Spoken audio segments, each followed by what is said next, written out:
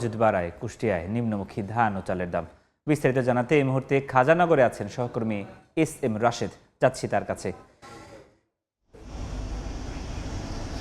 কুষ্টিয়া যে খাজানগরে যে চালের মিলগুলো রয়েছে সেই চালের মিলগুলোতে কিন্তু ধানের দাম কম এবং প্রচুর পরিমাণে চাল মজুদ থাকার কারণে এই চালের মান এবং প্রকার ভিত্তিতে কিন্তু কমেছে 2 থেকে সর্বোচ্চ 6 টাকা পর্যন্ত। তবে কুষ্টিয়ার যে মিল মালিক যারা আছে তারা আমাদেরকে জানিয়েছেন যে মূলত এই যে খাজানগরে যে আড়ত রয়েছে সেই আড়তের সাথে কিন্তু খুচরা বাজারে প্রায় 4 থেকে 5 টাকা ডিফারেন্স হয়ে যাচ্ছে বিভিন্ন কারণে। তবে এখানকার যেভাবে প্রশাসনের পক্ষ থেকে কুষ্টিয়ার যে খাজানগরে চাল মিলগুলো রয়েছে সেই চাল মিলগুলো যে মজুদ যেভাবে সরকারি সংস্থাগুলো যেভাবে মজুদদারি এগুলো এখানে তারা নজরদারি রাখে, ঠিক এই একইভাবে যদি যারা সারা বাংলাদেশে যারা বিশেষ করে রাজধানীতে যারা চালের ব্যবসা করে তাদের যে গোডাউন এবং সংরক্ষণাগার রয়েছে সেগুলো যদি এই সরকারিভাবে যদি তারা মনিটরিং করে তাহলে কিন্তু চালের বাজার এভাবেই থাকবে বলে আমাদেরকে জানিয়েছেন কুষ্টিয়ার মিল মালিকেরা। কারণ কুষ্টিয়ার মিল মালিকরা জানিয়েছে কুষ্টিয়ার যে মিলগুলোর প্রচুর পরিমাণে চাল কিন্তু এখন পর্যন্ত মজুদ রয়েছে। কারণ ইতিমধ্যেই কিন্তু সারা বাংলাদেশে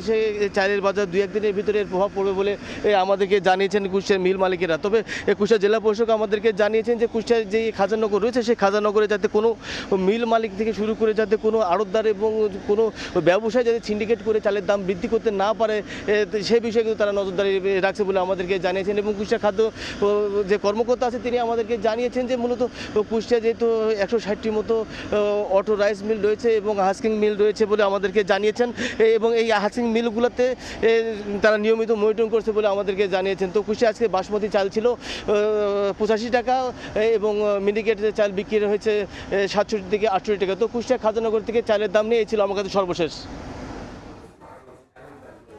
সরাসরি যুক্ত ছিলাম কুষ্টিয়া থেকে।